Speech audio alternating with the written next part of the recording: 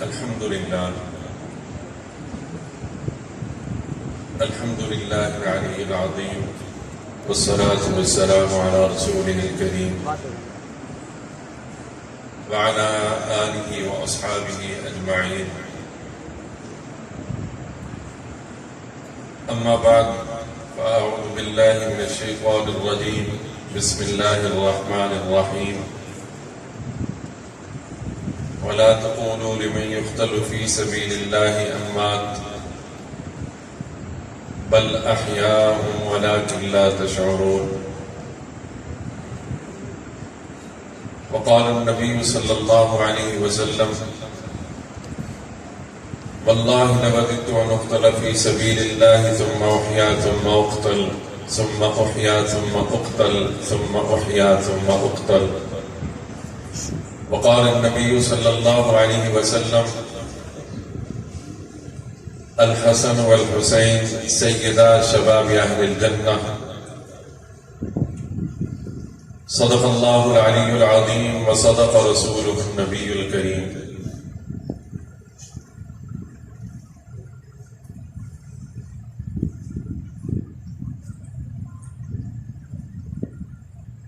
خلیل امتحانوں سے ڈرتے نہیں ہیں، خلیل امتحانوں سے ڈرتے نہیں ہیں، جو تپتے نہیں وہ نکھرتے نہیں ہیں، جو قربان ہوتے ہیں حق کی رضا پر بظاہر وہ مرتے ہیں، مرتے نہیں ہیں. سبحان اللہ. ان کی نسبت کا تاج رکھتے ہیں، ان کی نسبت کا تاج رکھتے ہیں، ہر مرض کا علاج رکھتے ہیں، اور خوف کیا ہو ہمیں یزیدوں سے، ہم حسینی مزاج رکھتے ہیں. سبحان اللہ. ماشاءاللہ. ہم نوح و غم کر کے گھٹاتے نہیں شان حسین، ہم نوح و غم کر کے گھٹاتے نہیں شان حسین. حق تو یہ ہے کہ شہادت ہی تھی شایان حسین. بے شک. انتہائی واجب الاحترام معزز محترم حضرات علماء کرام اور منوال گرد و نواح قرب و جوار سے تشریف لانے والے میرے غیور سنی بھائیوں، دوستوں، بزرگوں،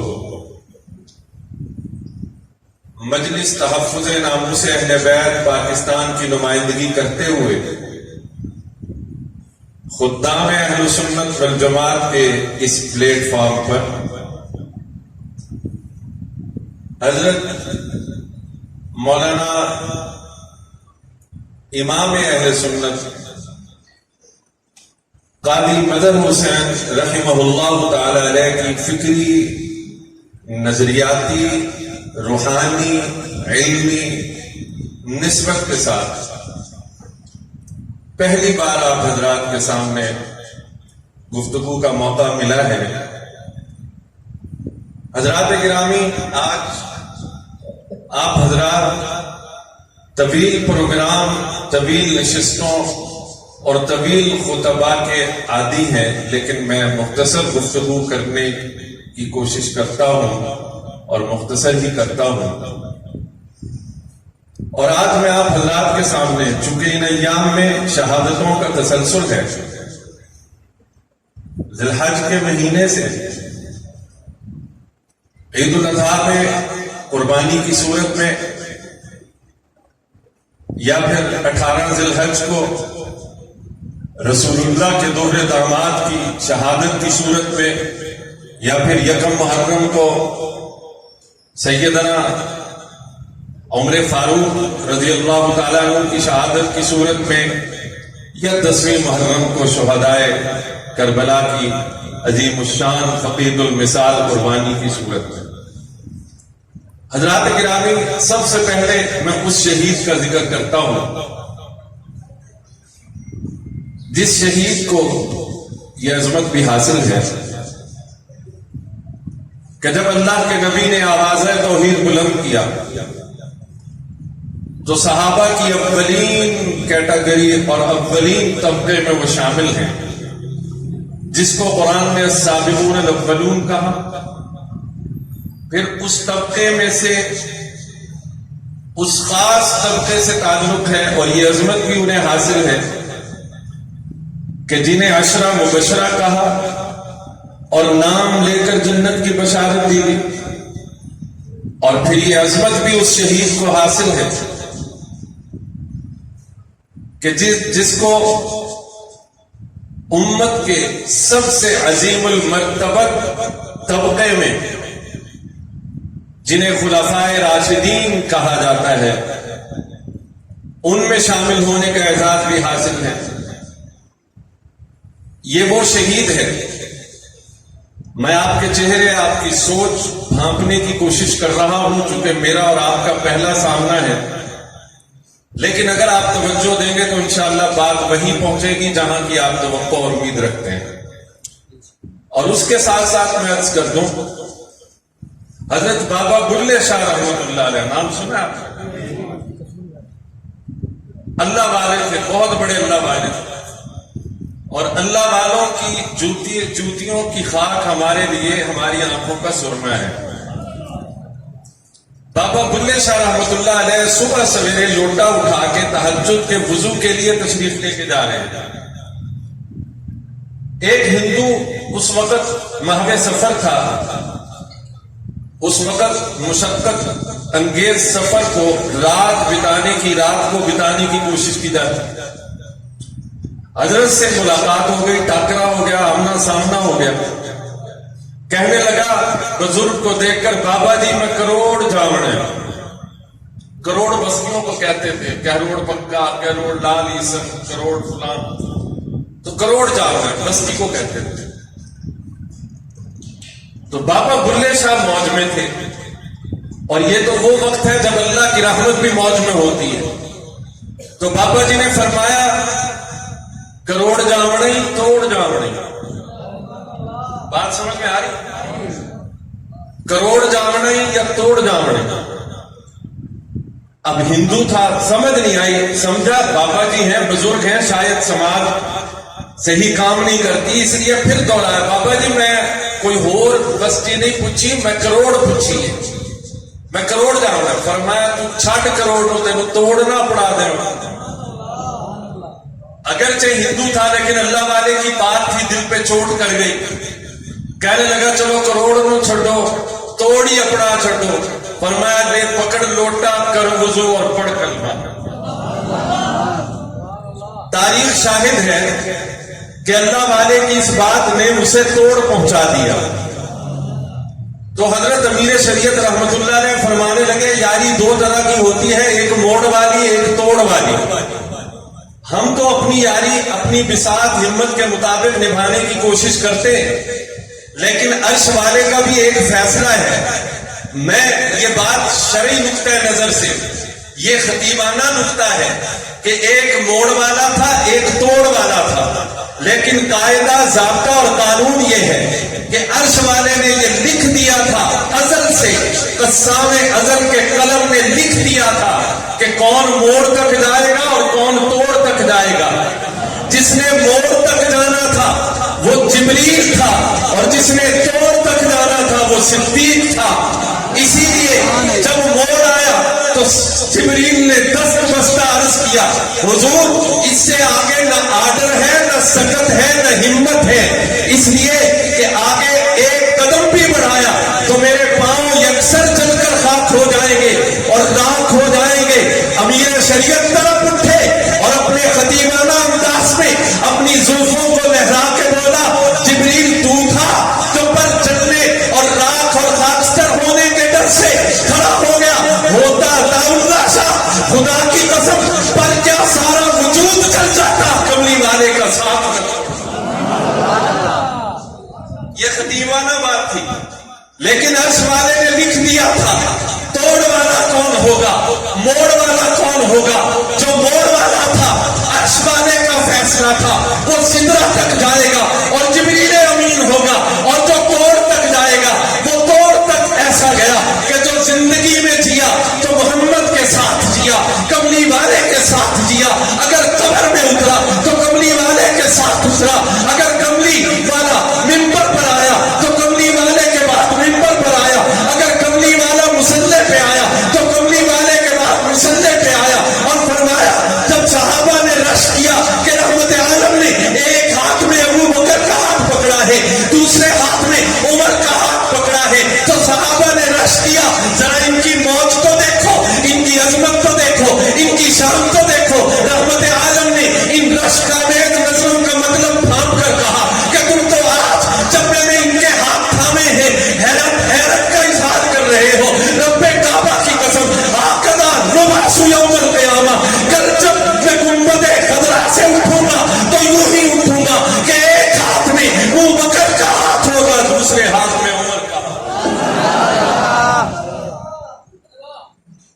اب ایک ہے توڑ والی یاری اور ایک ہے موڑ والی.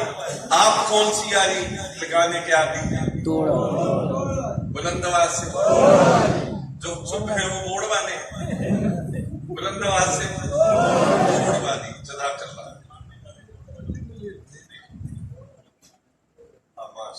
توڑ والوں کو ماننے والے, یہ خود بھی توڑ والے, مانتے بھی توڑ والوں کو ہیں اور خود بھی توڑ والے ہیں.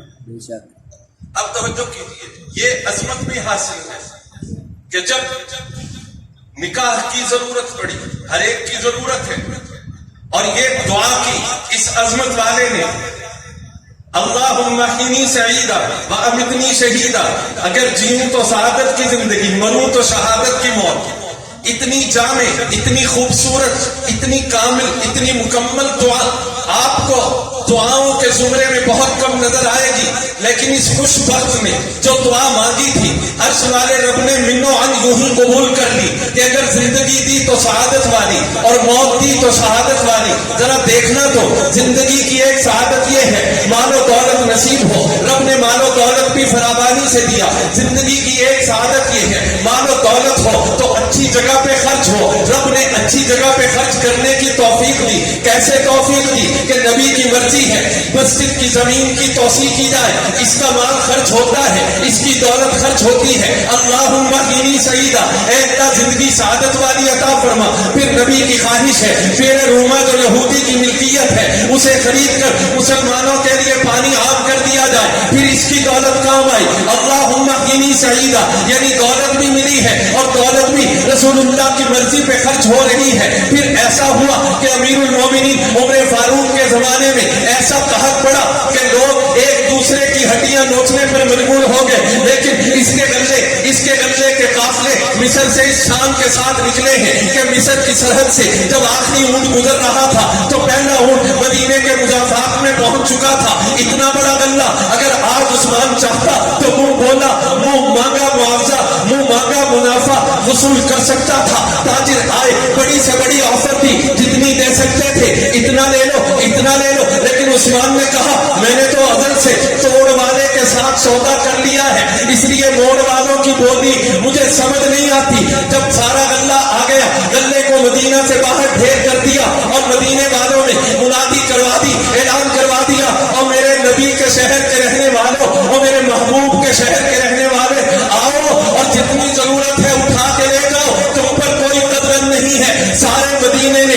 مدینہ والوں نے, نبی کے شہر کے باسیوں نے, نبی کے شہر کے رہنے والوں نے, اور مجھے کہنے دے نبی نے لعنت کی ہے اس پر جو نبی کے شہر کے رہنے والوں کو ستائے, ان پر عرصہ حیات تنگ کرے, ان کو اذیت دے. تو پھر میں کیوں نہ کہوں آج کربلا کا حادثہ فاجعہ تو یاد ہے, آج کربلا کی دردناک شہادت تو یاد ہے, آج آل محمد پر ڈھائے جانے والے مظالم کا تذکرہ تو ہے, لیکن اس کے فوراً بعد 3 دن تک مدینہ منورہ پہ جو قیامت ڈھائی گئی, مدینہ کے رہنے والوں کو جس طرح بے آبرو کیا گیا. ارے وہ شہر جس کے لیے رسول اللہ نے دعا کی تھی, اے اللہ جس طرح ہمیں مکہ وطن محبوب ہے اسی طرح یثرب کو بھی محبوب کر دے, اے اللہ بلکہ اس سے بھی بڑھ کر محبوب بنا دے, اے اللہ اس کی وباؤں اور بیماریوں کو فلاں مقام پر منتقل کر دے, اے اللہ مدینہ کو ہمارے دل کی ٹھنڈک بنا دے, ہماری آنکھوں کا نور بنا دے, ہمارے دل کا سرور بنا دے, ہمارے لیے محبوب بنا دے. نبی نے یہ دعا کی اور وہ مدینہ جس کی حرمت پر یہی عظمت والا اس شان عظمت سے قربان ہوتا ہے. آج تک یہ فلسفہ شہادت سمجھ نہیں آیا. لوگ سوال کرتے ہیں عثمان کے پاس فوج تھی, جان کیوں نہیں بچا لی, جنگ کیوں نہیں کی. ہاں عثمان کے پاس بہت سے صوبے تھے, مدینہ چھوڑ کر وہاں منتقل کیوں نہیں ہو گئے, جان کیوں نہیں بچا لی. 80 سال کی عمر میں اپنے ہی اہل خانہ کے سامنے, اپنی ہی 4 دیواری میں, اپنے ہی دارالخلافہ میں اس طرح ایسا عثمان, اتنی عظمت والا عثمان, 44 لاکھ مربع میل کا حاکم, 22 لاکھ کی فرما روائی ملی ہے, لیکن اس کی فوجوں نے یوں یلغار کی ہے کہ اندلس بھی فتح ہوتا چلا گیا ہے, افریقہ بھی فتح ہوتا چلا گیا ہے, یہاں تک کہ پہلی بار عرب کے بدوؤں نے اپنے بحری جہازوں کو سمندر میں اتار دیا ہے. قبرص اور ارواح کے جزیروں پر علم اسلام لہرا رہا ہے, یہ وہ عثمان ہے. لیکن پھر کیا بات ہے کہ آج مدینہ میں اس قصر کرسی میں جامع شہادت نوش کر رہا ہے. کیا عثمان کو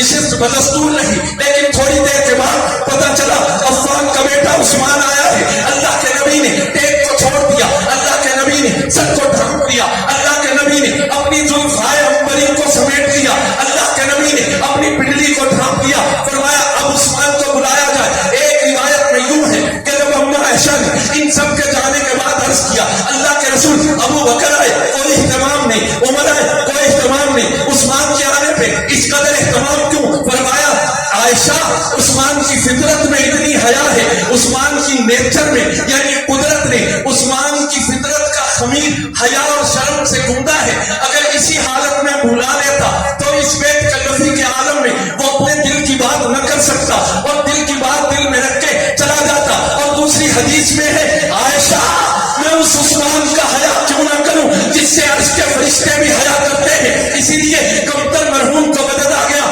کہنے لگا عرش برید چچا عثمان با حیا تھا، رتبہ خدا بتایا سنیاد پیش وعدہ جس کا حیا کریں گے عرشاں میں نور اشارے پنڈلی چھپا کے آقا فرمایا نال اشارے وہ کیوں نہ حیا کرے پھر سرتاج انبیاء دا رتبہ خدا بتایا سنیاد پیش ماشاءاللہ سبحان اللہ. آج قوم اتنی بے حیا ہو گئی، آج نو مسلم اتنے جری ہو گئے، آج فرقہ واریت کے پروردہ اتنے دلیر ہو گئے، آج بظاہر کلمہ پڑھنے والے اور دل میں نفاق اور فساد کا بیج اور مرض لے کر آنے والے اتنے جری ہو گئے. کبھی تو عثمان مقام کی چھت پہ چڑھ گئے، فرمایا لوگوں تمہیں اللہ کا واسطہ ہے میں تم سے ایک سوال کرتا ہوں. جب نبی نے کہا تھا مسجد کی زمین تنگ ہے کون خرید کر لے کر دے گا، کیا میں عثمان نہیں تھا؟ کہنے لگے ہاں اے اللہ ہم گواہ تھے، وہ ہم گواہ ہے وہ عثمان ہی تھا. فرمایا جب رسول اللہ نے کہا پیرے روما کا پانی پیرے روما کا کنواں کون خرید کر مسلمانوں کے لیے آسانی کرے گا، کیا میں وہ عثمان نہیں ہوں؟ کہنے لگے اے اللہ ہم گواہ ہیں یہ واقعی عثمان تھا. فرمایا پھر آج مجھ پر مسجد نبی کے دروازے کیوں بند ہیں؟ پھر آج اسی میرے روما کا پانی مجھ کے لیے کیوں روک دیا گیا ہے؟ ہاں تو نے کربلا کے غازی عباس کا قصہ سنا کہ وہ حسین کی پیاس کو دیکھ کر تڑپ اٹھا تھا، لیکن تو نے یہ نہیں دیکھا کہ عثمان کی پیاس کو دیکھ کر جس نے گھوڑا دوڑایا تھا وہ علی المرتضی شیر خدا فاتح خیبر تھا، ایک کربلا میں پانی کا اہتمام کرنے والا تھا لیکن تیروں کا سامنا کیا. ایک علی المرتضی مدینہ میں عثمان کے لیے پانی کا اہتمام کرنے والا تھا اور تیروں کا سامنا کر رہا تھا. تاریخ ہمیں عجیب مطابقت دکھاتی ہے. ادھر خود حسین کا امتحان تھا رضی اللہ تعالی عنہ اور آج عثمان کا امتحان تھا. ادھر پہرے دار اور تھے ادھر پہرے دار اور تھے. جناب علی فرماتے ہیں امیر المومنین حکم دیجئے ابھی ذوالفقار کی تلوار زنگارود نہیں ہوئی، ابھی اس کا دمخم باقی ہے، یہ مٹھی پر فسادی میرے حملے کی دعوت نہیں لا سکتے. میں وہی ہوں جس نے مرحب کو للکار کر کہا تھا انا الذی سمتنی امی حیدرا کریسی غابات کریہ المنظرا اوفیہم بالصائی کیر السندرا. میں وہی ہوں جس نے 1000 سورموں کے برابر سمجھنے والے عمر ابن عبد الوقت کی سر پر وار کر کے اس کی لاش کو 2 ٹکڑوں میں یوں چیر کے رکھ دیا تھا جس طرح آرے پہ شہدید پھینک دیا جاتا ہے. میں وہی علی ہوں. ہاں اسی لیے تو میں کہتا ہوں علی امام منست و منم غلام علی. علی گھرانے شاہ سما و عرض کی لاج، علی رئیس خلد بری کے ماتھے کا تاج، علی کے سارے زمانے، علی کا کل اور آج، علی کے دل پہ حکومت، علی کا روح پہ راج، علی پیام نبوت کا اولین خطاب، علی مدینہ علم و ذکا و فہم کا باغ، علی کی سیری کو نانے جمی ترستا ہے، علی کے خوف سے خیبر قدر شکستہ ہے، علی کی خاک قدم خلد نو کا رستہ ہے، علی کے فیصلے پر نور حق برستا ہے۔ علی کے بارے میں محمد نبی نے فرمایا علی ہے مولا ہر اس کا، ہوں جس کا میں مولا۔ علی ہے حیدر کرار، علی ہے شیر خدا، علی کے نام سے ہے بدزدہ ہے جور و جفا، علی سے مہر و محبت دلیل رہنما، علی سے بغض کا مطلب فقط ہے قہر حیا، علی امیر سوارا میں زادہ الفت، علی سے شکستہ دلانے چار جہت، علی غلاموں کے ٹوٹے قلوب کی راحت، علی مقام بشر کے کمال کی رفعت، میرا رسالہ اکرام ہے جناب علی، علی امام منست و منم غلام علی۔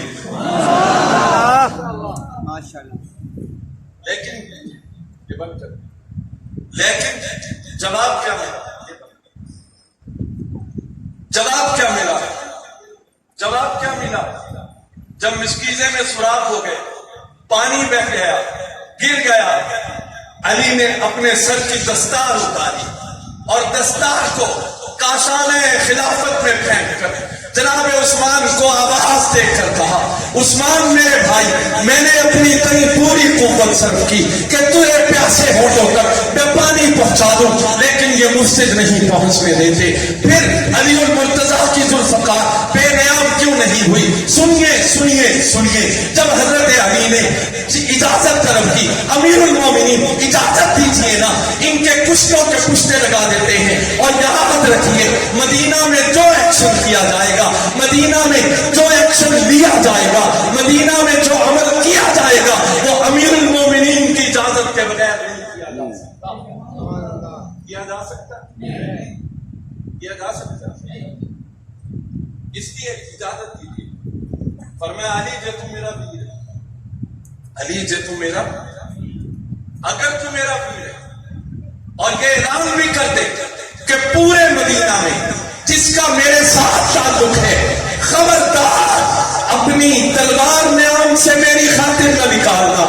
عثمان اتنی سخت پابندی کیوں؟ فرمایا کل روز محشر اگر کملی والے نے پوچھ لیا عثمان اپنی جان بچانے کے لیے میری امت میں کس کو خون کروا کے میرے مدینہ کی گلیوں کو تو نے امت کے لہو سے گلزار بنا دیا، تو نے مدینہ کی گلیوں کو اپنی جان کے لیے خون آلودہ کر دیا، تو بتاؤ میں رسول اللہ کو کیا جواب؟ اس لیے کوئی بھی میری خاطر نیام سے تلوار۔ عثمان کو اتنا پر یقین کیوں ہے؟ ذرا سنتے چلے جائیے۔ اس سے پہلے حضرت عثمان نے اپنے آزاد کردہ ہر جمعے کو حضرت عثمان 2 غلام آزاد کیا کرتے تھے، اور جس دن حضرت عثمان جس جمعے کو شہید ہوئے، جمعے کے دن 20 غلام شہید آزاد کیے۔ حضرت عثمان نے ایک آزاد کردہ غلام کہتے ہیں کہ حضرت عثمان نے فرمایا کہ ورب الکعبہ انی شہید، فرمایا مجھے کعبہ کے رب کی قسم میں شہید ہونے والا۔ اتنا یقین کیوں ہے؟ سیدہ نائلہ کہتی ہیں جمعے رات اور جمعے کی درمیانی شب کا قصہ ہے کہ جب صبح کو اٹھے مجھے کہنے لگے وہ پاجامہ جو میں نے خرید کر رکھا تو ہے لیکن آج تک پہنا نہیں۔ زمانہ جاہلیت میں بھی تہمت باندھتے تھے، اسلام میں بھی تہمت باندھتے تھے، لیکن فرمایا وہ پاجامہ اٹھا کر لاؤ۔ میں پاجامہ اٹھا کر لائی، آج اسے پہننے کا قصد کیا۔ میں نے عرض کیا امیر المومنین آج یہ پاجامہ پہننے کا ارادہ کیوں ہے؟ فرمایا آج تک میں نے اپنے سطر کی طرف بھی نظر نہیں ڈالی۔ اتنا حیا والا عثمان، لیکن فرمایا مجھے فکر اس بات کی ہے کہ جب میں نے جامع شہادت پی لیا تو فسادی میری لاش کا مسئلہ کریں گے، فسادی جب مجھے گرائیں گے، فسادی جب مجھے تڑپائیں گے، کہیں ایسا نہ ہو اس کشمکش میں میرا سطر کھل جائے اور میرے سطر پر کسی کی نظر پڑ جائے۔ یہ ہے عثمان کی حیا جسے موت کا اندیشہ نہیں، اپنی حیا اور شرم کا دامن تھامنے کی فکر ہے، اس لیے وہ پاجامہ لا۔ میں نے عرض کیا عثمان آج اس طرح کی باتیں کیوں کرتے ہیں؟ امیر المومنین اللہ آپ کی حفاظت کرے گا، اللہ آپ کو سلامت رکھے۔ میں نے حوصلہ بتانے کی کوشش کی لیکن فرمایا نہیں، میں جامع شہادت نوش کرنے والا ہوں، خبر آ چکی ہے، رابطے مل چکے ہیں، لیکن یہ تو اب کی بات ہے، ذرا کئی سال پیچھے چلیے، یہ کوہ سبیر تھا یا کوہ ہیرا تھا یا کوہ احد تھا یا 2 یا 3 بار کا واقعہ تھا کہ اللہ کے نبی کوہ احد پر گئے، یا دوسری روایت میں کوہ سبیر پر گئے، یا تیسری روایت میں کوہ ہیرا پر آئے، اس عالم میں کہ حضور صلی اللہ علیہ وسلم ہیں، ساتھ میں ابو بکر ہیں، ساتھ میں عمر فاروق ہیں، ساتھ میں عثمان غنی ہیں۔ اللہ کے نبی نے جو ہی ہیرا کے پہاڑ پر قدم رکھا وہ پہاڑ جھکنے لگا۔ میں نے کہا اے پہاڑ آج تو کیوں جھکنے لگا ہے؟ کہنے لگا میں کیوں نہ جھکوں، آج میرے وجود پر اس نے قدم رکھا ہے جس کے قدموں کے بوسے عرش معلا نے دیے ہیں۔ آج میرے وجود پر وہ آیا ہے کہ جو اس دنیا میں نہ ہوتا تو رب کائنات کو نہ بناتا۔ اسی لیے تو کہا لولا کا روا خلقت الافلاق، محبوب اگر تو نہ ہوتا، اگر عرش و سما کی محفل میں لولا کو لما کا شور نہ ہو، یہ رنگ نہ ہو گلزاروں میں، یہ نور نہ ہو سیاروں میں، محبوب اگر تجھے پیدا نہ کرتا تو کائنات پیدا نہ کرتا۔ اسی لیے تو کہا یہ پھول نہ ہوتا تو کلیوں کا تبسم بھی نہ ہوتا، یہ گل نہ ہوتے بلبل کا ترنم بھی نہ ہوتا، بس میں ہستی میں اونچے بھی پریشان ہوتے، رفت بردوش یہ باہ دست و گریباں ہوتے، خیمہ افلاق میں پھر سے تشدد ہوتا، بس میں توحید کے ناروں میں تردد ہوتا۔ حضور وحی میں موسیٰ طور پر پہنچے، پر کیا عجب کہ وحی تیرے حضور پر پہنچے۔ ہاں بات تھوڑی مشکل تھی، آسان کر دوں، فلک خوبصورت سجایا نہ ہوگا، کسے شے طبیعت سایہ نہ ہوگا، نہ اے عرش کرسی نہ اے چند تارے، شب و روز دے نہ ہندے نظارے، نہ ہورا دے قصے نہ آدم نہ حوا، نہ یعقوب یونس نہ یوسف زلیخا، نہ تختہ دے تاجاں دے سلطان ہندے، نہ محلہ دے والی نہ دربان ہندے، ہوائے نہ ہندی نہ ہندا اے پانی، نہ ملتی کسے کو کدے زندگانی، نہ جنوں بشرتے نہ کوئی پرندہ، حیاتی مماتی نہ مویا نہ زندہ، نہ عرش و فرشتے نہ خاکی نہ نوری، زمانے تے کچھ بھی نہ ہندا ضروری، کسے شے دا بھی ایتھے سایہ نہ ہندا جنم نے محمد بڑھایا نہ۔ سبحان اللہ۔ معراج میں کیوں نہ چھوپو؟ اچھا تجھے اپنی خوشی کی پڑی ہے، انداز نبوت اور الفاظ نبوت نے پہاڑ کی طرف توجہ کی اور توجہ کر کے اپنے پاؤں کی ٹھوکر ماری، یوں ٹھوکا دیا، پاؤں مار کے کہا اس وقت فإنما، تجھے اپنی خوشی کی پڑی ہے، ادب کا خیال نہیں، بولیے۔ اور ایک جملہ یہاں عرض کر دو ضمن، خدا کی قسم ہمیں حضور کے آنے کی اتنی خوشی ہے، اتنی خوشی ہے، اتنی خوشی ہے، اگر ہمارا بس چلے نا خدا کی قسم، پوری کائنات میں جتنے سمندر ہیں ان تمام سمندروں کی سطح پر ہم اپنے دل کے چراغ روشن کر کے بچھا دیں۔ اتنی خوشی ہے، لیکن کیا کریں، نبوت کی ادا نے اور صحابہ کے طریقے نے ہمارے ہاتھوں میں زنجیر باندھ رکھی ہے، اور دوسری طرف ہمیں نواسہ رسول جگر گوشہ بطول کی المناک اور دردناک شہادت کا اتنا دکھ، اتنا غم ہے کہ خدا کی قسم اگر سنی آنسو بہانے پہ آئے تو پوری کائنات میں نواسہ رسول کے غم میں اپنی اشکوں سے دریا بہا دے۔ ہاں ہاں دکھ ہمارے دل میں بھی ہے، اشک ہماری آنکھوں سے بھی رواں ہوتے ہیں، سسکیاں ہمارے سینے میں بھی دب رہی ہیں، لیکن کیا کریں، ہمارے اشکوں پر، ہماری آنکھوں پر، ہماری سسکیوں پر اور ہمارے دکھ کے اظہار پر رب کے حکم اور نبوت کی ادا کے پہرے لگے۔ سمجھ آئی ٹھیک نہیں آئی؟ آئیے ماشاء اللہ۔ حضرت جھنگوی فرمایا کرتے تھے رحمۃ اللہ علیہ، فرمایا کرتے تھے کہ تقریر تو بعد دور ہے، ایک بیت پوچھنے لگا، سمجھ آ گئی؟ یعنی تقریر مولوی صاحب کی میں یعنی صحیح کمال کا چھوڑے، وہ ساکے کی میں تقریر یعنی داکھا بولے، مولوی داکھا بولے، وہ ساکے ایتا داس مولوی تقریر کتی کے ہے، وہ ساکے اے میں کو پتہ نہیں مولوی تقریر کے کتی ہے، پر تقریر ہے کتی ہے بننے کھاپ چھوڑا، بننے کھاپ چھوڑا۔ سمجھ میں چاہیے کہ نہیں جی؟ ہم بھی روتے، ہم بھی تڑپتے، ہم بھی ماتم کرتے، ہم بھی رخسار پیٹتے اور ایسا پیٹتے کہ زمانہ دیکھتا، لیکن کیا کریں، دل تڑپتا ہے، آنکھ اشکوں سے بھری ہوئی ہے، لیکن ہماری آنکھ رب کے حکم کے تابع ہو کر آنسو بہاتی ہے. ہمارا اظہار غم نبوت کی ادا میں جھگڑا ہوا ہے. تبھی تو آخری تیسرا صاحبزادہ جب قبر میں اتار رہے تھے اور آنسو مسلسل بہ رہے تھے, عبد الرحمن بن عوف نے تڑپ کر کہا ہمیں صبر کے لیے کہتے ہیں اور خود آنسو بہا رہے ہیں. فرمایا عبد الرحمن تو سمجھا ہی نہیں ہے, آنکھ سے آنسو بہنا بے صبری نہیں ہے بلکہ زبان سے ایسے کلمات کہنا یہ بے صبری ہے. اے ابراہیم تیرے دکھ میں ہم بڑے غمگین ہیں, ہماری آنکھ آنسو بہاتی ہے اور دل تیری جدائی میں تڑپتا ہے, لیکن زبان سے وہی کہیں گے جو ہمارے رب کو پسند ہے. انا للہ و انا الیہ راجعون. ابراہیم تم ہی رب ہے. یہ اظہار غم نبی نے امت کو سکھایا.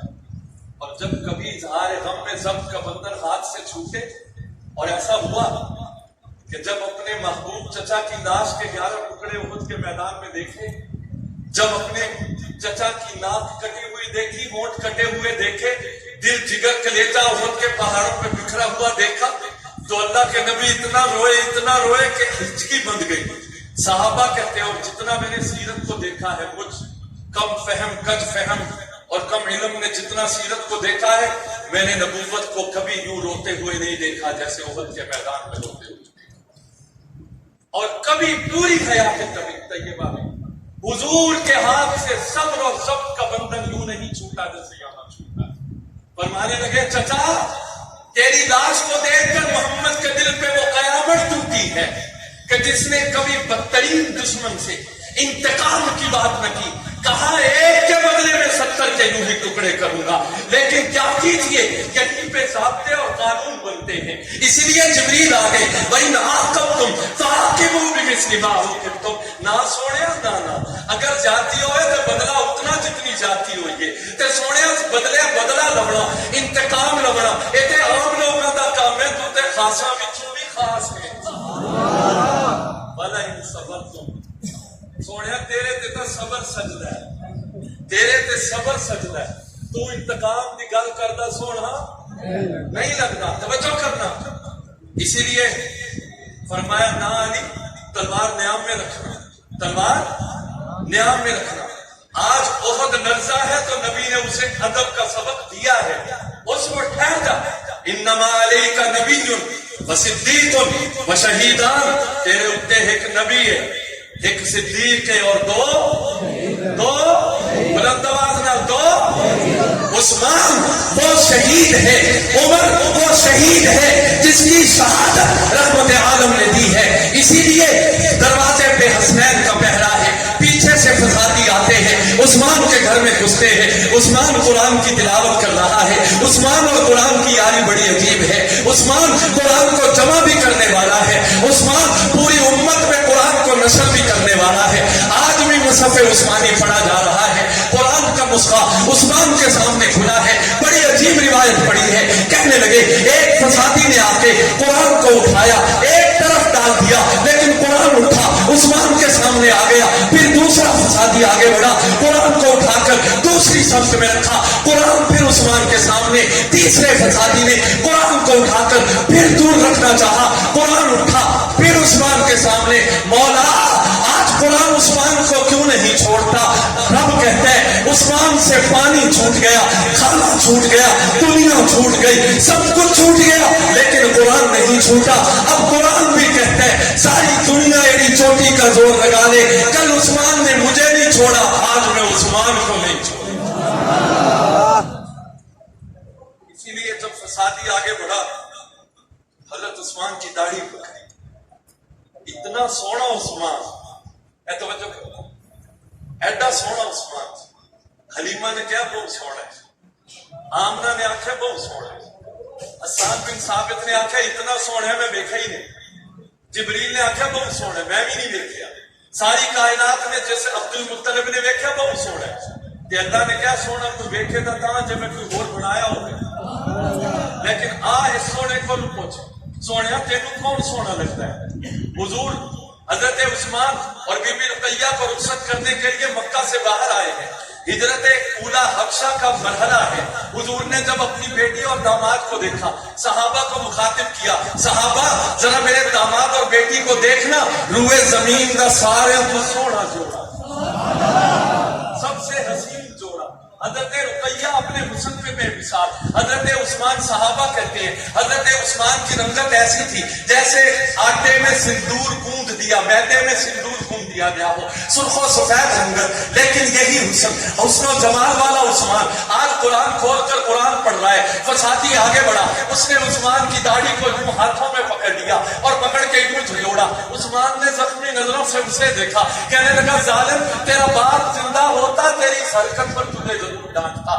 جب حضرت عثمان نے یہ کہا, ایک روایت میں یوں ہے کہ اس نے شرمندہ ہو کر داڑھی کو چھوڑ دیا. دوسری روایت میں ہے اس نے کہا عثمان تو اتنی سی بات پہ بگڑتا ہے, میں تو اس سے بھی آگے بڑھ کے کرنے والا ہوں. ظالم کے ہاتھ میں لوہے کی لاٹ تھی, اس نے لوہے کی لاٹ حضرت عثمان کے ماتھے پہ پڑی. حضرت عثمان کے ماتھے سے خون کا فوارہ پھوٹا. اور ذرا توجہ تو کرنا, قرآن سامنے کھلا ہوا ہے. فَسَيَكْفِيكَهُمُ اللہ کی آیت جگمگا رہی ہے. قرآن عثمان کے ان چیٹوں نے قرآن کی آیتوں کے بوسے لے لیے. فَسَيَكْفِيكَهُمُ اللَّهُ وَهُوَ السَّمِيعُ الْعَلِيمُ. عثمان آج جو ظالم تجھ پہ ظلم کر رہے ہیں ان کے مقابلے میں اللہ تیرے لیے کافی ہے. وہ سن بھی رہا ہے, تیرے حال کو جانتا بھی ہے. ایک آگے بڑھا, 80 سال کے بوڑھے کی پسلیوں میں اس نے نیزہ مارا. اتنی شدت سے کڑاکے کی آواز ابھری اور سینہ پسلیوں سے نیزہ پار ہو گیا. پھر ایک فسادی آگے بڑھا, اس نے تلوار کا وار کیا.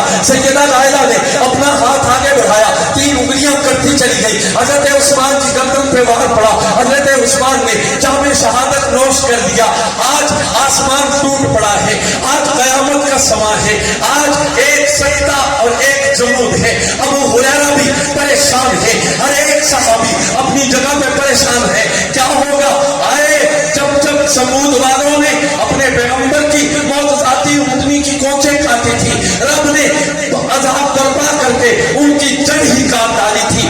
آج کیا ہوگا, آج نبی کا دوہرا داماد, آج سیدہ رقیہ کا سردار, آج سیدہ ام کلثوم کا سردار, اور وہ سردار جسے نبی نے کہا جب حضرت رقیہ کے انتقال پہ رنجیدہ اور ملول ہوئے, حضور نے حضرت عثمان کا رنگ دیکھ کر کہا عثمان تینوں دکھ کیے. حضرت عثمان کہتے بیوی کا دکھ نہیں, بیویاں تو اور بھی مل جائیں گی, دکھ تو اس بات کا ہے خان وعدہ نبوت سے آل محمد سے جو تعلق تھا وہ تعلق ٹوٹ گیا. فرمایا عثمان ذرا صبر کر, ذرا ٹھہر, کہ میرے پاس جبریل ہے اور مجھے رب کا حکم سنا رہا ہے. کیا سو حکم ہے؟ فرمایا جبریل کہتے اللہ نے, اے نبی اللہ نے حکم دیا ہے اپنی دوسری بیٹی ام کلثوم کا نکاح بھی عثمان کے ساتھ. یہ اللہ کی مرضی ہے. کس کی مرضی ہے؟ میرے نبی کے گھر دے رشتے کون کرتا ہے؟ توجہ ہے. اسی لیے تو جب حضور نے پوچھا عائشہ کے بارے میں کیا خیال ہے, تو عمر نے کہا ساٹھے تو کیوں پوچھتے ہو؟ توجہ ہے. حضرت علی نے کہا حضور اتنا غمگین کیوں ہے, عورتوں کی کمی ہے, کوئی اور کر دیجیے. اب حضور کے لیے تو یہ جواب ٹھیک تھا, لیکن عائشہ کا انصاف کون کرے. اس لیے علی بولے تو عمر کا حوصلہ بھی بڑھا, کھڑے ہو کے کہنے لگے اللہ کے رسول سوال تسی کیتا ہے, لیکن میں جواب دینے دی بجائے تواڈے تو پوچھدا کہ تسی میرے تو پوچھدے ہو کہ عائشہ دے بارے کی خیال ہے. پہلے اے دسو تواڈے گھر عائشہ کو بیوی بنا کے کھلن والا کون؟ سبحان اللہ. لو کان بعدی نبی لکان عمر. عمر دا وہی نال مزاج رلدا ہے کہ نبی نے آکھا کہ میرے بعد کوئی نبی ہوندا تے عمر ہوندا. میرے تو پوچھتے ہو, مجھ سے سوال کرتے ہیں. ذرا توجہ.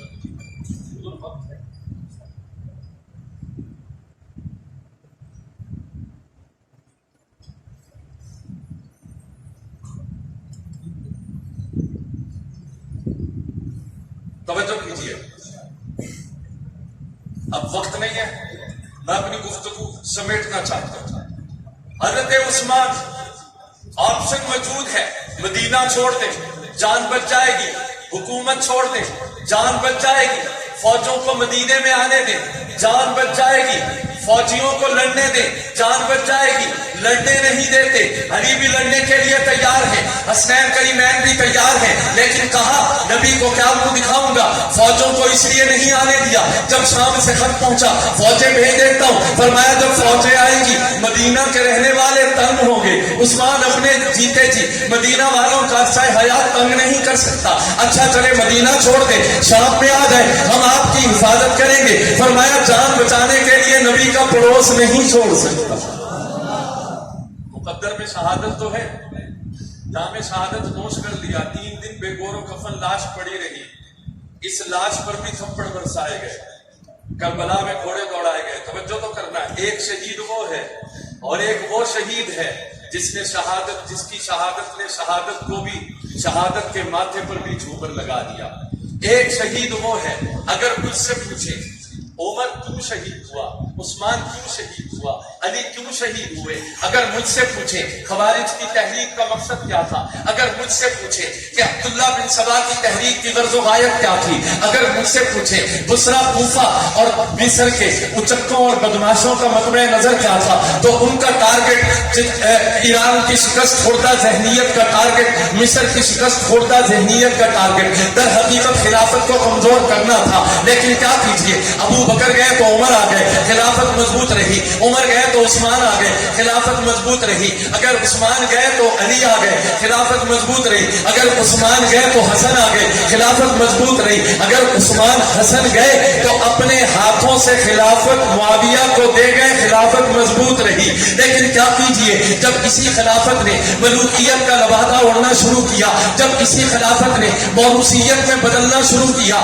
جب یہی خلافت کے خال و خط بگڑنے لگے، جب اسی خلافت پر سرقہ کیا جانے لگا، جب اسی خلافت پر ڈاکہ ڈالا جانے لگا، جب وہ تمام خوبیاں، وہ تمام پیرامیٹرز، وہ تمام اصول، وہ تمام ضابطے جو ایک خلیفے کے چناؤ کے لیے ضروری تھے، جب ان کو پس پشت میں ڈال دیا گیا، جب ان کو نظر انداز کر دیا گیا، ہاں ایک امید تھی کہ اگر یزید پر تخت بیٹھا تو حضرت معاویہ کی وصیت کا احترام کرے گا، اگر یزید تخت پر بیٹھا تو جو صحابہ یزید کی اس حکومت پر خاموش ہے ان صحابہ کی شخصیت کا احترام کرے گا۔ لیکن کیا کیجئے، یہ تخت پر بیٹھا، اس کی بدبختی میں اضافہ ہو گیا۔ ہاں اس وقت جب خلافت ملوکیت کا لبادہ اوڑھ رہی تھی، بلکہ مجھے کہنے دیجئے اگر باز ضمیر اور ارباب ذوق و دانش متوجہ ہو کر بیٹھے ہیں تو میں ایک جملہ کہنا چاہتا ہوں، یہ کیا ہو رہا تھا؟ آپ خلافت ملوکیت کی اصطلاح کو اگر نہ سمجھے تو یوں سمجھیے کہ دین اور سیاست کی راہیں جدا ہو رہی تھی، دین اور سیاست کی راہیں جدا ہو رہی تھی۔ آپ شہادت کا قصہ سن چکے ہیں، آپ امام حسین کی عظمت سن چکے ہیں، آپ امام حسین کا پاکپن سن چکے ہیں، آپ امام حسین کی جرأت و عزیمت و استقامت سن چکے ہیں، لیکن امام حسین کی شہادت کا، ایثار کا، قربانی کا اور فقید المثال قربانی کی مقصد کیا تھا، غرض و غایت کیا تھی، نصب العین کیا تھا، کیوں حسین نے اپنے اور اپنے خاندان کی جانیں نچھاور کر دی؟ میں مقصد آپ کے ذہن میں ڈالنا چاہتا ہوں، وہ اولین مرحلہ، وہ اولین وقت جب دین و سیاست کی راہیں جدا ہو رہی تھی، ہاں دین و سیاست کی راہیں جدا ہوئی، تبھی تو ابو حنیفہ کو مسلمان حکومت کے ہاتھوں جیل جانا پڑا اور جنازہ بھی جیل سے نکلا۔ دین و سیاست کی راہیں جدا ہوئی تو امام احمد بن حنبل کو مسلمان حکومت کے ہاتھوں اپنے وجود پر کوڑے برداشت کرنے پڑے۔ دین و سیاست جدا ہوا تھا تبھی تو امام شافعی کی کلائیاں مسلمان حکومت کے ہاتھوں موٹوں سے اکھاڑ دی گئی۔ دین و سیاست جدا ہوا تھا تبھی تو امام مالک رحمت اللہ علیہ کو اونٹ پر بٹھا کر مدینہ منورہ میں رسوا کیا گیا۔ دین و سیاست کی راہیں جدا ہوئی تھی تو سید احمد شہید سے لے کر یہ تمام قافلے حریت نے ہر دور میں حکومت سے تصادم لیا، حکومت سے ٹکراؤ لیا۔ آج حسین وہی تیور لے کر نکلا ہے، وہی ادا لے کر نکلا ہے، اور میں آپ سے یہ کہہ دوں کہ میرے قافلے نے جس طرح اسوہ حسینی کو اپنایا ہے، میرے قافلے نے جس طرح ادائے حسینی کو اپنایا ہے، ہاں تاریخ عالم اٹھا کر دیکھ لے، میرے شجرہ نسب میں اگر امام ابو حنیفہ ہے، اگر यजीद की फासिक व फाजिर व जालिम हुकूमत के सामने हुसैन सीना तान के खड़ा है, तो अबू हनीफा भी सीना तान के खड़ा है, अहमद बिन हंबल भी सीना तान के खड़ा है, शेख अहमद सरहदी मुजद्दिद अल-फसानी भी सीना तान के खड़ा है, इब्ने तैमिया भी सीना तान कर खड़ा है। और इन 1400 साल के काफिले हुर्रियत के हर सालार से पूछ ले कि तुम हर हुकूमत से किस जुर्रत के साथ, किस बेबाकी के साथ, किस हौसले के साथ इस तरह टकरा रहे हो। तुझे काफिले का हर सिपाही, हर कारकुन, हर सालार यही कहता हुआ नजर आएगा कि मैंने करबला में नवासे रसूल से, अली मुर्तजा के बेटे से, फातिमा ज़हरा के लखते जिगर से ये सीखा है, जब सामने बातिल हो अदद न देखना, जब सामने बातिल हो अतिहाद न देखना, जब सामने बातिल हो नजर न देखना, जब सामने बातिल हो मुआफ़क़त और नामुआफ़क़त न देखना, जब सामने बातिल हो बेवफाओं की बेवफाई न देखना, बल्कि टकरा जाना या जा ज़तन बनायत या तन रसद बजाना एक ही बात हो, या तो ये तन महबूब के खाते लग जाए या ये जान तन से जुदा हो जाए। तभी तो हुसैन करबला में इस अजमत और शान से निकला है कि यजीद का जबर, यजीद की फौज, यजीद के मंसूबे हुसैन के बागपन में कमी नहीं ला।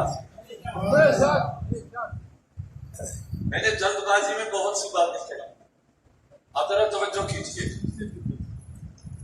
मरहला यहां पहुंचा कि रोकने वालों ने रोका, क्या कह के रोका? बड़ा मुत्तकी और बादशाह इमाम है, ये कहा, तवज्जो है, वक्त नहीं है बोलते चले जाए, बल्कि कहा हुजूर निकलना तो चाहिए। मोहम्मद बिन हनफिया ने कहा, ए हुसैन तुम अपनी दावत लेकर निकलो और मदीना को छोड़ दो, मक्का पहुंच जाओ, और मक्का में भी अगर तुम्हारी कोई बात न सुने तो फिर बयाबानों में निकल जाओ, पहाड़ों में निकल जाओ, अपनी दावत को आम करो। ये कौन कह रहा है? मोहम्मद इब्न हनफिया कह रहा है। तवज्जो है? अब्दुल्ला बिन उमर, अब्दुल्ला बिन अब्बास क्या कह के रोक रहे हैं? हुसैन तो सानू बड़ा प्यारा लग रहा है, हुसैन तो सानू बड़ा प्यारा लगता है। वो उमर ही था ना जिसने इब्ने उमर से कहा था, जा हुसैन तो लिखा ले असी उन्होंने गुलाम है। वो अबू बकर ही था ना जिसने मुस्कुराते हुए अली और मुर्तजा से कहा था, अली जमिया तुम्हें थे पर तस्वीर ते फोटो नबी दी। हाँ, वो अबू हुरैरा ही था ना जिसने गर्द आलूद हुसैन के कदमों को देखकर अपने सर की चादर उतार कर उसके कदमों को झाड़ा था। वो अबू हुरैरा ही था ना जब मरवान इब्ने हकम आया, कहने लगा अबू हुरैरा तेरी होर गल मैंने कोई भैड़ी नहीं लगती, लेकिन एक गल से बड़ा गुस्सा आता है तेरा तू हुसैन नाल बड़ा प्यार करता है। अबू हुरैरा तरफ उठे, अपने तकिए की देख छोड़ दी, मरज़ुल वफात का आलम था, आंखें लगा एक गल मैं तेरे सुनाना। अबू हुरैरा फरमाते एक बात मैं तुझे सुनाता हूँ फिर तू मुझे बताना। मैं अबू हुरैरा मैं हुसैन से मोहब्बत क्यों न करूं? मैंने कहा सुना। क्या लगा हम रसूलुल्लाह के साथ सफर में थे, हुजूर की लफ्ते जिगर भी साथ थी और लफ्ते जिगर के कचाबे में हसनैन करीमैन भी थे। इतने में हसनैन करीमैन के रोने की आवाज सुनी, हुजूर ने सवारी को तेज किया, बराबर में गए, कहा मेरी बेटी फातिमा तुझे कहा है ना कि हसन हुसैन को रोने ना दिया कर। जब ये रोते हैं मैं तड़प जाता हूँ, जब ये रोते हैं मैं बेचैन हो जाता हूँ। अब्बा जी क्या करूं? कि पानी मांग रहे हैं, पानी मिलता नहीं। हुजूर ने काफिले को रोक दिया, फरमाया पानी लाओ। एक वो दिन था जब करबला में पानी बंद था, एक ये दिन है जब पानी बंद तो नहीं लेकिन मिल नहीं रहा। मैंने कहा रब्बा ये क्या तकदीर है? फरमाया रब कहता है मैं दुनिया को दिखाना चाहता हूँ हसन हुसैन की प्यास आज कैसे बुझेगी। अबू हुरैरा कहते हैं हुजूर ने हर एक से पूछा, किसी गुलाम के मशकीजे में पानी का एक घूंट न मिला। हाँ, रब चाहता तो नबी की 5 उंगलियों से यहाँ भी चश्मे जारी कर देता। रब चाहता तो आज नबी के हुक्म पर आज भी मेरा रब आसमान से पानी बरसा देता। लेकिन हुआ क्या? हुजूर ने इमाम हसन को लिया, फरमाया बेटी हसन को मुझे दे। हुजूर ने हसन को हाथों में उठाया और हसन का मुंह खोल के अपनी जुबान हसन के मुंह में डाल दी। जुबान की तरुबत और दुआ में को चूसने लगे। फिर थोड़ी देर के बाद जब उनकी प्यास बुझ गई, जब उनकी तशनीकी को कदरे सहरा भी नसीब हुई, फिर इमाम हुसैन को लिया, फरमाया बेटी हुसैन मुझे दे। हुसैन को अपने हाथों पे उठा के फिर अपनी जुबान हुसैन के मुंह में डाल दी और हुसैन को यूं चुप करवाया, हुसैन की यूं प्यास बुझाई। आज हसन हुसैन में कौन सा दुआ में दहन उतर रहा है? तूने तवज्जो ही नहीं किया। और मिनवार के रहने वालों तवज्जो तो करो, ये वो दुआ में दहन है जिसका एक छींटा जाबिर की हंडिया को वो बरकत अता करता है कि 2 आदमियों का खाना 1000 का लश्कर खा ले, खाना खत्म नहीं होता। यही दुआ था ना अबू बकर की एड़ी पर लगा था तो ऐसे शिफा नसीब हुई थी कि काले का सारा जहर दरिया बन गया था। ये वो وہی لعاب ہے نا جس نے علی کی دکھتی ہوئی آنکھ کو وہ شفا بخشی تھی کہ عمر پر پھر آنکھ نہیں دکھی. یہ وہی لعاب ہے نا جو رسول اللہ نے جس کا ایک چھینٹا کڑوے پانی کے کنویں میں ڈالا تھا اور وہ شہد سے زیادہ میٹھا ہو گیا تھا. آج وہی لعاب دہن حسن و حسین سیر ہو کے پی رہے ہیں, وہ انوارات و برکات اپنے اندر سمیٹ رہے ہیں. یہی حسن و حسین جن سے یوں محبت کی جاتی ہے, جن پر یوں محبت نچھاور کی جاتی ہے. ابو ہریرہ رضی اللہ تعالی عنہ یوں محبت لٹاتے, فرمایا میں نے رسول اللہ کو یوں کرتے ہوئے بتا مروان اب مجھے تو بتا میں حسین سے محبت کیوں نہ, میں حسین سے محبت کیوں نہ, جب میرے نبی نے حسین سے محبت کی ہے اور محبت کر کے یہ دعا کی ہے اے اللہ میں حسین نال پیار ہے تو بھی حسین نال پیار کر. بلکہ ایک دعا میں یوں ہے اے اللہ مجھے اس سے پیار ہے, جو اس سے پیار کرے تو اس سے بھی پیار کر, اس سے بھی پیار کر. جس حسین کو جس حسن کو بچپن میں یہ سند مل گئی الحسن والحسین سیدہ شباب اہل الجنہ آج کربلا میں اترا ہے. او حکومت کے ذہنی غلاموں, او ہر حکومت کے تلوے چاٹنے والوں, او ہر حکومت کے چمچا گیری کرنے والوں, اور حکومت کے ایجنٹوں تمہیں کیا سمجھ آئے گا؟ تم نے یزید میں کیا دیکھا ہے؟ چمچا گیری تمہارے آباء و اجداد کا وتیرہ ہے. ذرا دیکھنا حسین سے, ذرا پوچھنا حسین سے کہ آئین جمع مردی کیا ہے, ذرا پوچھنا حسین سے ادائے حق نوائی کیا ہے, ذرا پوچھنا حسین سے حق کا پرچار, حق کی للکار, حق کی یلغار کسے کہتے ہیں. فاطمہ کے دودھ پہ پلنے والا, نبی کے کندھوں پہ کھیلنے والا, علی المرتضیٰ کی تربیت پانے والا, نبی کا محبوب اور پیارا حسین آج کربلا میں یوں سینہ تان کے اترا ہے. سبحان اللہ. یہ محرم کی تصویر, محرم کی عاشورے کا دن تھا, فوج سامنے تھی اور یوں لگتا ہے کہ حسین کے والہانہ پن اور حسین کے باپ پن کو دیکھ کے حفیظ جالندری کا قلم بھی چھوٹ اٹھا. ذرا توجہ کرنا, آج حسین کے تیور دیکھ کر حفیظ جالندری کیا کہتا ہے؟ لباس ہے پھٹا ہوا غبار میں اٹا ہوا, تمام جسم نازنی جدا ہوا کٹا ہوا, یہ قوم ذی وقار ہے بلا کش سوار ہے کہ ہے ہزار قاتلوں کے سامنے ڈٹا ہوا. یہ بالیقین حسین ہے, نبی کا نور عین ہے, حسین ہے حسین ہے حسین ہے حسین ہے. یہ کون حق پرست ہے میں رضائے مست ہے کہ جس کے سامنے کوئی بلند ہے نہ پست ہے. ادھر ہزار گھات ہے مگر عجیب بات ہے کہ ایک سے ہزار کا بھی حوصلہ شکست ہے. یہ بالیقین حسین ہے, نبی کا نور عین ہے. حسینی بولے حسین ہے, گرج کے بولنا. بازوئے حیدری کی قوت کو سوچ اور ہمالیہ سے اونچے حسین کے حوصلوں کو اپنی آواز میں سمو کے بول. حسین ہے حسین ہے, دلاوری میں فرد ہے, بڑا ہی شیر مرد ہے کہ جس کے دبدبے سے رب دشمنوں کا زرد ہے. حبیب مصطفیٰ ہے یہ, مجاہد خدا ہے یہ, جبھی تو اس کے سامنے یہ فوج گرد گرد ہے. یہ بالیقین حسین ہے, نبی کا نور عین ہے. حسین ہے حسین ہے حسین ہے حسین ہے حسین ہے. ادھر سپاہ شام ہے, ہزار انتظام ہے, ادھر ہے دشمنان دی, ادھر فقط امام ہے مگر عجیب شان ہے. غضب کی آن بان ہے کہ جس طرف اٹھی ہے دیکھ بس خدا کا نام ہے. یہ بالیقین حسین ہے, نبی کا نور عین ہے. اور دیکھو دیکھو میں آخری درخواست دست عرض کر کے جا رہا ہوں, شریکہ پیچھے غیر